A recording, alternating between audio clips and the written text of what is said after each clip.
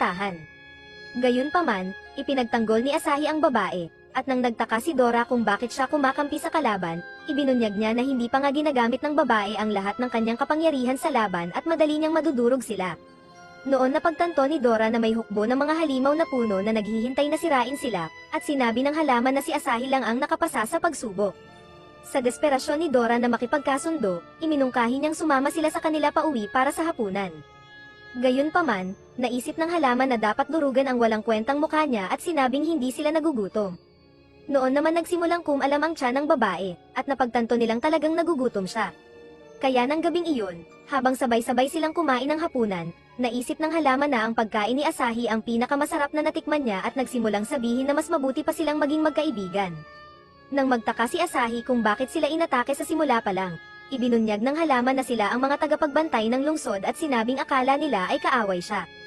Nagmungkahi ang halaman na sumali siya sa kanilang grupo, pero isinubo ng babae ang kanyang karne sa bibig ni Asahi at lumabas ng bahay, kaya't sinundan siya ni Asahi sa labas. Sinubukan ni Asahi gamitin ang kanyang pinakamahusay na mga linya sa panliligaw, sa pag-aakalang baka swertehin siya sa babae. Kaya't sinabi niyang ang pangalan niya ay Hana habang inaabot sa kanya ang isang dark rose. Sinabi niya na magmamatsyag siya kay Asahi at Dora, umaasa na magpapakita sila ng magandang asal. Noon mismo, lumitaw ang parehong espiritu, at naisip ni Dora na malapit na siyang magkaroon ng kadate. Gayunpaman, nang umalis siya, ibinunyag ni Asahi na ang ibig sabihin ng bulaklak ay pag-aari na siya ni Hana. Ilang araw makalipas, sa klase, biglang may giraffe na sumilip sa loob at nagulat ang lahat ng estudyante sa tanawin, nagtataka kung may invasion ba ng mga hayop.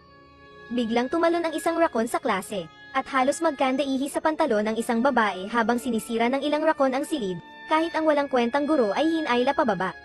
Biglang nadiskubre ni Asahi na marami pang mga hayop ang tumatakbo sa pasilyo at nagsimula rin siyang tumakbo. Pagdating nila sa labasan, nakita nila ang isang panda at nagawang magpreno ni Asahi. Gayunpaman, nagpasya siyang magkasya sa paglabas at napagtanto niyang nasa gitna ng kaguluhan ang buong lungsod. Sa isang basketball court, isang chimp ang nakakuha ng bola at nagsimulang maglaro na parang ang susunod na Michael Jordan, kahit na nashoot niya sa unang tangka. Gayunpaman, kinilabutan ang mga lalaki at agad na tumakbo palayo. Sa parehong oras, isang hukbo ng alpacas ang tumakbo bago kay Asahi, at sumigaw ang isang instruktor sa mga estudyante na pumunta sa gym ng paaralan. Gayunpaman, hinayla siya ni Dora palayo, sinasabing hindi siya dapat magtago tulad ng ibang duwag dahil isa na siyang summoner. Noon napansin ni Asahi ang lahat ng mga hayop sa lungsod at nagtaka kung paano ito naging kaharian ng mga hayop sa kanyang mga mata.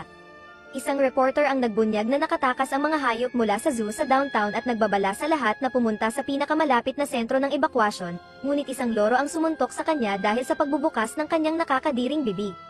Sa sandaling iyon, napansin ni Asahi ang isang babae sa kalye at naisip niyang kakainin siya ng leon kaya't tinakal niya ito sa lupa. Habang nagtataka siya kung bakit ito kumikapit sa malapit sa mga hayop, nagalit ang babae at napansin niya ang pusa sa harap niya. Ngunit nang hulihin niya ito at subukang dalhin ito sa bahay, kinalmot siya nito sa mukha at bumalik sa babae. Naisip ni Dora na kakaiba ang babae at sinabihan si Asahi na mag-ingat sa kanya. Sa parehong oras, lumitaw si Hana at ang kanyang halaman sa isang bubong, napagtanto na ang babae ay tumatawag ng mga halimaw. Naisip ni Hana na magiging madali itong panalo at tumalon sila pababa. Sa sandaling iyon, lumusab ang halaman ng nag-aapoy na bala at sumabog ang usok sa paligid nila habang sila ay lumapag. Sinoma ni Hana ang itim na rosas at pinigilan ng mga baging ang mga hayop, ngunit nakatakas ang babae sa tamang panahon. Kaya sa isang pitik, hinayla sila ng isang malaking ugat pataas at ibinitin sila sa ere habang tinatanong ng halaman kung bakit niya pinalaya ang lahat ng mga hayop. Sinabi ng babae na ang lupain na ito ay kanila bago pa man ito sakupin ng mga tao. Inisip ng halaman na nagsasalita siya ng walang kabuluhan at sinabihan siyang ibigay ang kanyang summon spirit, ngunit sa halip, hinihingi ng babae na palayain ang kanyang mga hayop. Habang tumitindi ang galit niya, lumitaw siya sa likod ni Hana na may sipa, ngunit hinarang ito ni Hana. Habang naghahanda ang babae ng isang makapangyarihang kalmat, itinulak siya palayo ni Hana, ngunit agad siyang bumalik at muntik nang mapunit ang buhok ni Hana. Humanga sa kanyang pagtatangka, sinimulang kalmutin ng babae ang mukha ni Hana ngunit iniwasan ito lahat ni Hana habang nagpapatuloy ang kanilang labanan.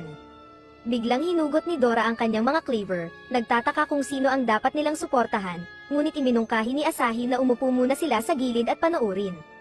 Patuloy na kinakalmat ng babae si Hana at sa huli ay nakagawa siya ng hiwa sa mukha ni Hana, pinilit siyang umatras. Kahit na ganon, hindi sumuko ang babae kaya tumawag si Hana ng mga baging para harangin ang kanyang atake, nagawang itulak siya palayo. Nang subukan niyang hagupitin ang babae, tumalon ito palayo at inilaygan ang latigo ngunit nahuli ang bukong-bukong niya at hinayla siya ni Hana sa buong gusali hanggang sa bumagsak siya sa lupa. Kahit na ganon, hindi pa rin sumuko ang babae at nagsimulang sumugod kay Hana, ngunit sinimula ni Hana na eswing ang kanyang latigo. Nang aktibahin ng babae ang mata ng agila, naging mabagal ang paggalaw ni Hana sa kanya at nagsimula siyang lumapit sa isang iglap. Tumawag si Hana ng malaking baging ngunit aktibahin ng babae ang bilis ng mga leopardo at nagsimulang kumislap sa paligid na parang ilaw. Nakita ang kanyang pagkakataon, aktibahin ng babae ang lakas ng mga oso ngunit naiwasan ni Hana ang pagkadurog sa ilalim ng malakas na puwersa. Tumamba ang oso sa kalsada ngunit nagawa itong pigilan ni Hana gamit ang kanyang latigo, at sinabi ng kanyang halaman sa kanya na nagsisimula na itong mawalan ng lakas. Kaya tumawag siya ng isang halimaw na puno para tapusin ang laban, at ito'y sumugod para ihampas ang mga rubo sa oso. Gayunpaman, hindi ito sumuko at nagbuno sila ng mga kamay. Bigla, ang halamang pen ni Hana ay tumagos sa puno at pinalakas niya ito gamit ang isang spell. Nang magliwanag ang mga mata nito, ito ay nagkaroon ng dagdag na mga kamay at sunod-sunod na sumuntok sa oso bago ito tuluyang itinulak palayo. Bago ito bumagsak, sinalo ng puno ang oso at niyakap ng mahigpit hanggang sa ito ay magkadurog-durog sa 100 piraso. Subalit, ang mga piraso ay muling nagkaisa at bumuo ng isang grupo ng mga lobo. Sa parehong oras, lumusab ang mga ito sa halimaw at sinimulang kagatin ang mga bahagi nito habang isa sa kanila ay palm unit dito. Nadama ni Hana ang sugat kaya't pinalakas niya ang puno sa anyong panusok, na nagpaurong sa mga lobo sa pamamagitan ng isang makapangyarihang ikot. Hinati ng halimaw ang lahat ng mga lobo sa mga piraso, at napagtanto ni Asahi na ang pusa ay nasugatan. Bigla, ang mga piraso ay muling nagkaisa at bumuo ng isang halimaw na ahas, agad na pumulupot sa puno habang sinisikap nitong lumaban. Napiunit ng ahas ang isang braso nito ngunit inihagis niya ito sa pader. Sa kabila ng kawalan ng pag-ayaw ng dalawang halimaw, napagtanto ni Asahi na sugatan ang braso ni Hana at malapit na siyang mawalan ng malay. Sa sandaling iyon, nagpakawala ang pusa ng isang mabangis na hininga at parehong handa na ang mga halimaw na tapusin ang isa't isa. Napagtanto niyang kailangan niyang wakasan ang laban, hiniling ni Asahi kay Dora ang isang di nakamamatay na sandata at nagmadali silang dalawa. Sa isang iglap, pinigilan nila ang parehong mga halimaw gamit ang mga tanikala ng kaluluwa, at sinabi ni Asahi kay Hana na pag-isipan ang kanyang walang kabuluhang buhay sa loob ng 1 buwan. Nang bumalik sa kanyang anyong tao ang dalaga, sinubukan niyang sabihing hindi pa tapos ang laban. Ngunit sinabi ni Asahi na ang kanilang labanan ay kasing walang saysay ng kanilang walang halagang mga buhay habang binubuhat niya ang pusa. Inihayag niya na ito pala ang summoner at sa sandaling iyon, nawala ang espiritu. Naisip ni Asahi na si Hana ay masyadong walang silbi para sa kanyang sariling kabutihan at nagtaka kung bakit siya laging masyadong walang isip upang isaalang-alang ang bawat posibilidad bago sumabak sa laban. Sinabi niya na dapat ay may dahilan ang pusa sa pagdulot ng kaguluhan sa lungsod at sinimulan niyang gamutin ang kanyang sugat. Ang mga salita niya ay nagbigay inspirasyon sa pusa at naalala niya noong unang beses siya nitong natagpuan at ginamo ang kanyang sugat. Sa kanyang sakit, kinagat niya ang kamay nito ngunit tinapos pa rin niya ang paggamot at nagpasyang pangalanan siyang Meow. Napagtanto ni Dora na ang pusa ay nasa kapayapaan na. Sinabi niya kay Hana na aalis sila kasama ito, ngunit iginiit ng halaman na agad na ibigay sa kanila ang pusa. Gayunpaman, hindi nagbago ang isip ni Asahi at sinabing ibibigay lamang niya ito kapag ito ay tuluyan ng gumaling. Nang haminin siya ng halaman, binalaan ito ni Dora gamit ang kanyang cleaver at sinabing tatagterin niya ito na parang walang kwentang damo. Napagtanto nilang wala silang ibang pagpipilian, nagpasya si Hana na umatras at nagutos na maglaho ang halimaw na puno bago sila umalis. Nang gabing iyon, napagtanto nila na lahat ng mga hayop ay nahuli na at ang walang kwentang reporter ay mukhang nasagasaan ng bus. Habang nagtataka si Asahi kung paano naging summoner ang pusa, inihayag ni Meow na ang bawat hayop ay maaaring maging summoner at sinabing ang kanyang kapatid ay ang pinakamagaling na summoner sa lahat. Ngunit nalungkot siya sa pag-alala na iniwan siya nito ilang taon na ang nakalipas. Sinubukan niyang hanapin ito ngunit pansamantalang nawala ang kanyang kapangyarihang mag-summon matapos magtamo ng mga sugat sa kanyang desperadong pagtatangka na hanapin ito. Nagpasya siyang pakawalan ang lahat ng mga hayop sa lungsod na umaasang makukuha ang pansin ng kanyang kapatid. Gayunpaman, kasing walang saysay ng mukha ni Asahi ang kanyang tangka, ngunit sinabihan siya ni Asahi na huwag malungkot.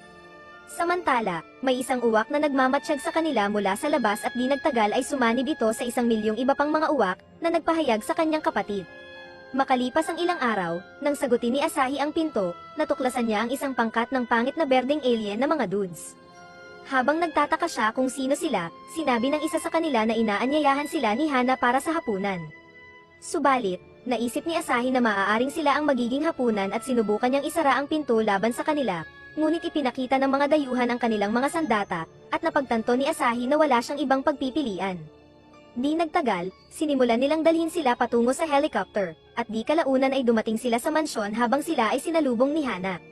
Napagtanto nila na ang tahanan ay tila isang paraiso. Sa pagkakataong iyon, nadiskubre nila ang isang halimaw na apoy na nagiihaw ng kanilang baboy, at nagtaka si Asahi kung lahat ba sila ay summoned spirits, ngunit ipinahayag ng halaman na iisa lamang ang summoner sa kanila, at inanyayahan sila ni Hana sa loob.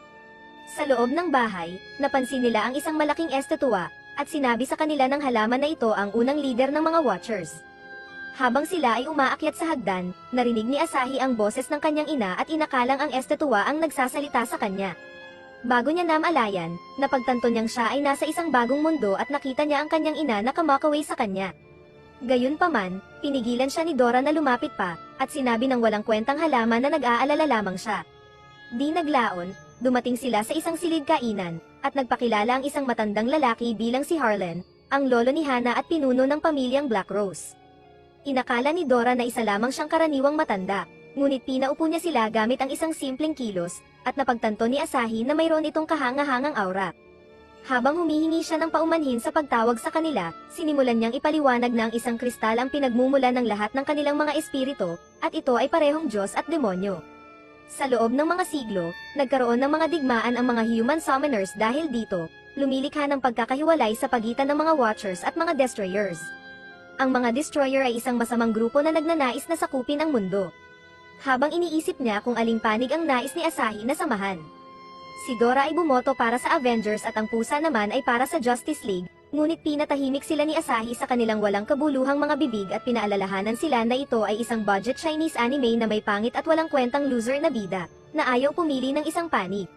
Sinubukan ni Asahi na sabihin na binalaan siya ng kanyang mga magulang na lumayo sa mga grupo ng matatandang lalaki, ngunit nagpa siya si Harlan na ihayag ang kanyang buong kasaysayan. Iniwan siya ng kanyang mga magulang mula noong siya ay 5 taong gulang pa lamang at nawala ng walang bakas.